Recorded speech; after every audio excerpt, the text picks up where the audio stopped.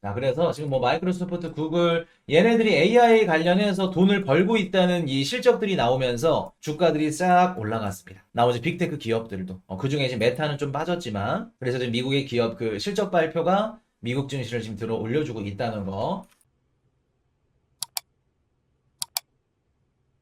자, 메타에 무슨 일이? 저커버그 자산 하루 만에 24조 원 증발. 자, 이렇게 보시면 지금 미국 증시가 굉장히 좋았어요. 좋았던 이유 중에 하나가 AI 기업들의 실적이 굉장히 좋게 나왔습니다. 뭐 구글이나 아니면은 뭐 마이크로소프트나 얘네들 그 실적이 좋게 나왔기 때문에 나머지 기업들도 쭉 갔고, 일단은 메타가 실적이 좋았음에도 가이던스가 조금 안 좋았죠. 그리고 지금 메타가 뭐가 문제냐면 AI나 뭐 메타버스 이런 쪽에 돈을 많이 쓰는데 거기서 성과가 잘 안 나와.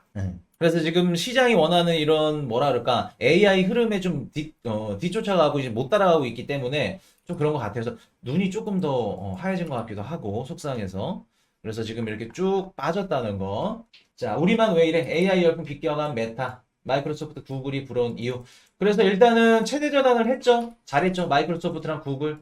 제가 아마 멤버십 방송에서 엔비디아 놓쳤다면 이거 보세요 말씀드렸던 거 기억하실 겁니다. 엔비디아 놓치셨으면 괜찮습니다. 아직까지도 많이 먹을 수 있어요. 라고 했던 기업 어떤 기업인지 한번 곰곰이 생각을 해보세요. 지금 잘 나가죠. 자, 그래서 지금 뭐 마이크로소프트, 구글 얘네들이 AI 관련해서 돈을 벌고 있다는 이 실적들이 나오면서 주가들이 싹 올라갔습니다. 나머지 빅테크 기업들도. 그중에 지금 메타는 좀 빠졌지만, 그래서 지금 미국의 기업 그 실적 발표가 미국 증시를 지금 들어 올려주고 있다는 거. 그래서 마이크로소프트, 메타 집중 매수, 기술주 사자. 그래서 미국 증시는 아직도 잘 나갑니다. 잘 나간다는 거. 자, 구글 잘 나가죠. 테슬라? 테슬라 지금 안 좋다고 2년째만 하고 있는데. 자, 실적 잘 나왔는데 전망치가 좀 부정적이야. 그래서 가이던스 안 좋다고 얘기했잖아요. 공격적이야. 응? 그리고 실질적으로 빠진 게 뭐냐면 AI 관련해서 메타버스에 돈을 좀 많이 쓰는데 거기서 조금 많이 그게 나오지가 않았어요. 매출이. AI 관련해서도 그렇고. 자, 가겠습니다. 미국 신규 실업상 청구 건수도 줄어 시장 전망치 밑돌아. 일단 지금 미국의 고용시장이 깨지거나 안 좋지는 않습니다. 올해 미국의 고용시장은 일단 좋을 거예요. 근데 어느 시점에 미국 정부가 인위적으로 미국의 고용 지표를 깨는 순간이 올 겁니다. 그 순간을 제외하고 하고 나머지는 어떻다? 고용시장이 계속해서 좋을 수밖에 없습니다. 작년에 미국의 이민자 유입이 거의 미국 인구의 한 1.3%인가 1.6% 가까이 늘었어요. 그러니까 어마어마한 숫자의 이민자가 들어왔다는 겁니다. 그리고 그 이민자가 누구였냐면 트럼프가 코로나 때 이민자들을 다 추방시켰죠. 그 이민자들이 다시 컴백한 겁니다. 그럼 이게 뭐가 중요하냐면 그냥 일반 진짜 막 나 종교 때문에 아니 먹고 살기 힘들어서 전쟁 때문에 국경을 넘어서 오신 이민자들이랑 기존에 내가 살다가 쫓겨난 이민자들이랑 고용의 질이 다르겠죠. 자, 4인 가족이 살다가 2인 가족만 쫓겨보냈어. 그럼 나머지 내 자식들이 지금 미국에 있어. 그럼 이분들은 죽기 살기로 넘어와서 미친 듯이 일해야겠죠. 내 가족들 먹여 살리려면. 아예 고용의 질이 다르다는 겁니다. 그렇기 때문에 올해 미국의 고용 지표가 굉장히 좋았고, 그리고 고용이 원래 고용이 좋으면 임금 상승까지 같이 가야 돼. 근데 임금 상승까지 안 갔어. 그 뜻은 무슨 뜻이다? 이민자들이 들어와서 저렴한 파트타임 잡으로 들어갔구나. 고용의 질은 뭐 이민자 치고는 좋지만 전체적으로 봤을 때 고용의 질은 안 좋죠. 정규직은 없고 이제 파트타임 잡이 늘어났으니까. 근데 그 고용의 상대적으로 고용의 질이 좋은 이민자들이 컴백을 했구나, 리턴을 했구나. 그렇게 우리가 분석을 하시면 맞습니다. 그러나 어느 시점에 고용 지표가 한 차례 깨지는 순간이 올 겁니다. 그거를 우리가 알고 계셔야겠죠. 자, 금리 인하는 없던 일로 파월의 오판 불러온 3대 역습. 이번 주 파월 연준 의장 나와서 이제 연설을 하는데, 조금 안 좋죠? 무슨 말을 해야 될까? 지금 막 스태그플레이션 얘기도 나오는데, 어떻게 얘기를 잘 해야 될까? 시장에 영향을 안 줄까? 또 조금이라도 이렇게 좀 시장 공격적인 얘기하면 또 제니 옐런 등이 와가지고 또 뒤에서 조인트를 맞을 수도 있는 거고 또. 바이든 성격이 그렇게 다혈질이라고 합니다. 소리 지르면 또 어떡해. 그래서 파월 연준 형님이 지금 가장 중간에서 난처하다는 거. 그래서 아마도 5월 2일 날 FOMC 재밌을 겁니다. 재밌을 거예요. 원래는 5월 2일 날 그렇게 크게 뭐 재미있다 뭐하다 뭐 중요하다 이렇게 말씀드리면 중요하지 않았어요. 근데 최근에 지금 월가에서 스태그플레이션 얘기가 나오고 있기 때문에 재밌을 겁니다. 파월 연준 의장도 스태그플레이션 반드시 기자가 질문을 할 거예요. 지금 스태그플레이션 얘기 나오는데 어떻게 생각하세요? 그냥 뻔하겠죠. 제니엘런 누님이랑 서로 똑같이 입 맞춰서 얘기할 겁니다. 그래서 이런 얘기들, 그리고 긴축 어떻게 할 건지, 속도를 줄일 건지 양을 줄일 건지, 그거 보시면 될 것 같아요. 자, 중국판 슈퍼 301조 미국의 무역 보복. 이거는 제가 나중에 우리 환율 전쟁 해가지고 한번 전쟁을 한번 풀어드릴게요. 아, 이거 내용 진짜 재밌는데 환율로 한번 풀어드릴게요. 여기 무슨 내용이냐면 지금 미국이 계속해서 중국의 환율을 뭐 올리네, 뭐 하네, 틱톡도 매각해라 하면서 막 계속 때리고 있죠. 미국과 중국의 환율 싸움이 이제 시작이 됐습니다. 환율 싸움이 아니지, 무역 싸움이 시작이 됐죠. 중국도 가만히 있을 수는 없겠죠. 그래서 이번에 그 전인대 때, 3월 달에 전인대 때 이제 어떤 얘기가 나왔냐면, 알겠어. 만약에 미국이 우리 관세를 올려 12월 1일부터 우리도 똑같이 보복하자.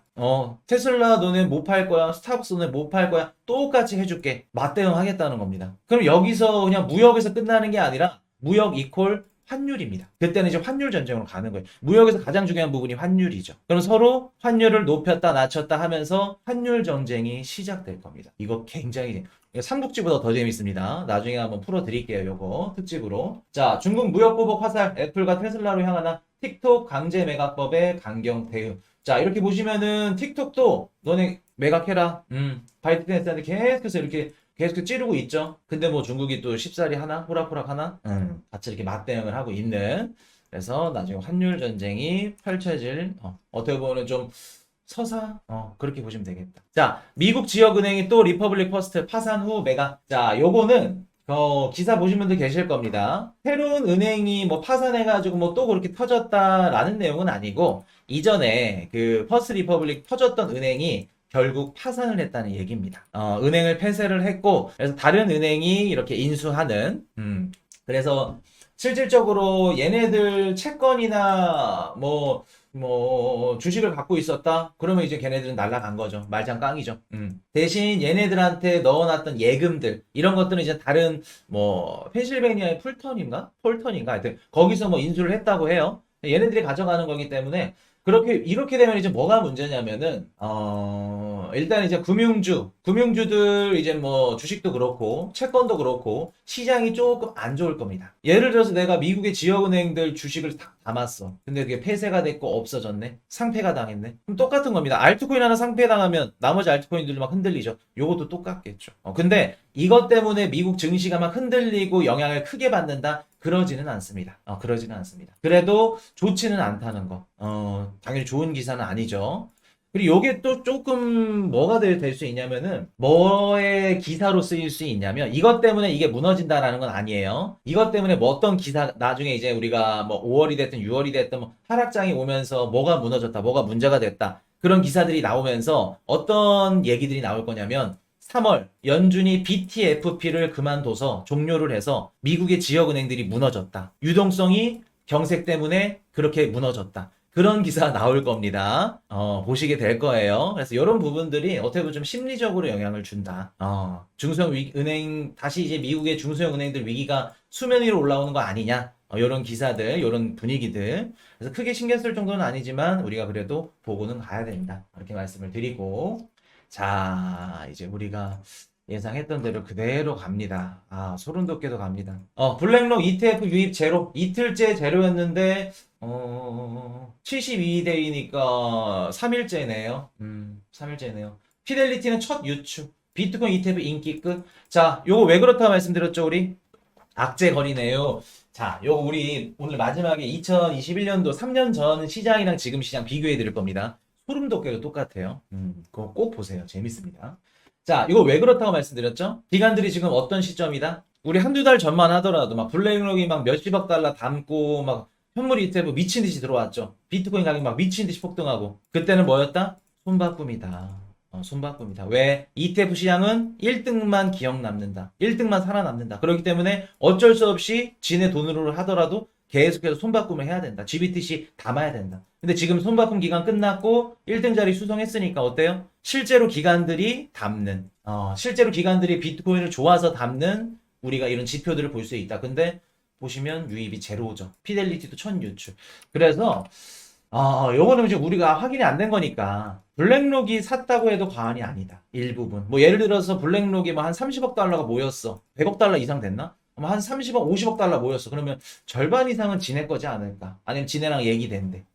그렇게 봅니다. 그냥 개인적으로. 자, 줄어드는 대출, 미국 은행권 대출 수익 증가분 예금 이자에 역전됐다. 자, 미국의 중소형 은행들이 좀 한 가지 또 걱정되는 부분들이 뭐냐면 지금 미국의 은행 얘네들이 수익률이 줄어들었어요. 자, 이게 무슨 뜻이냐? 은행 같은 경우는 예대 마진으로 돈을 벌어먹고 살죠. 단기 대출로 돈을 끌어서 장기 대출로 돈을 벌죠. 여기서 예대 마진이 남습니다. 단기로 싸게 끌어가지고 원래는 이제 비싼데 비싸게 끌어가지고 장기로 대출을 해주죠. 그럼 예금과 대출 양이 이렇게 우리 일정하고 오히려 대출이 더 많아야 되는데 지금 대출 누가 받나요?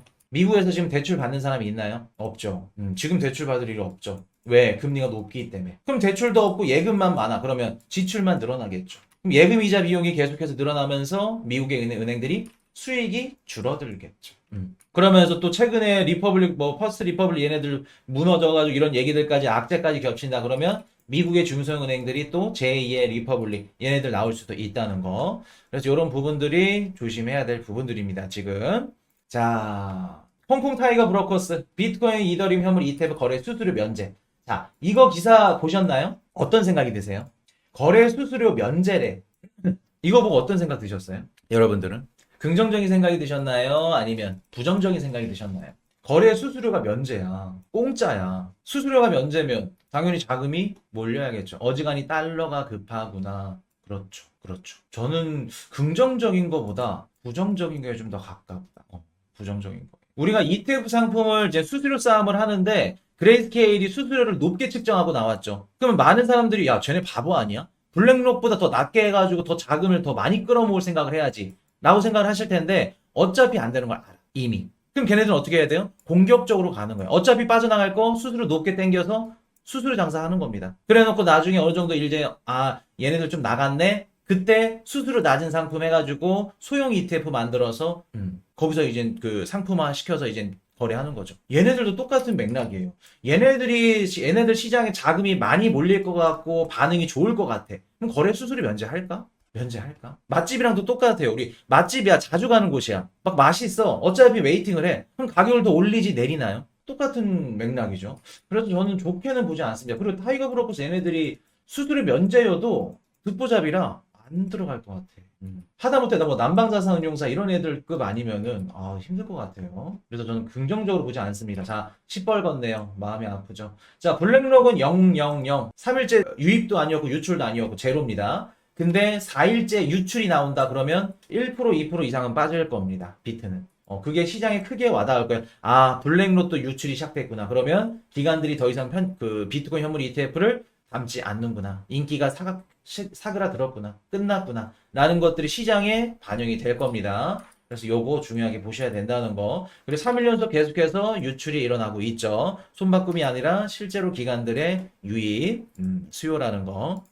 자, 4월 30일 유로존 소비자 물가지수 CPI 발표됩니다. 6시에 발표가 되고 일단은 유로존 그래서 예상치 2.4%. 자, 그리고 연준 금리 결정 3시 발표되죠. 연준 금리 결정 3시에 발표가 되고 신규 실업상 청구 건수가 발표가 되는데 2일날 3일날 크게 중요할 걸로 보이지 않습니다. 아직 뭐 미국의 고용 지표가 깨진다라고 하기는 조금 이르기 때문에 비농업 고용 지표 실업률 여기 3개다. 중국 PPI 생산자 물가의 PPI 소매 판매 이거 중요하죠. 그리고 미국 소비자 물가의 CPI 중요합니다. 5월달 소매 판매 CPI, PC 얘네들이 6월달에 있을 연준 금리 결정에 영향을 줄 겁니다. 그래서 미국 CPI나 이런 지표들 굉장히 중요하겠죠.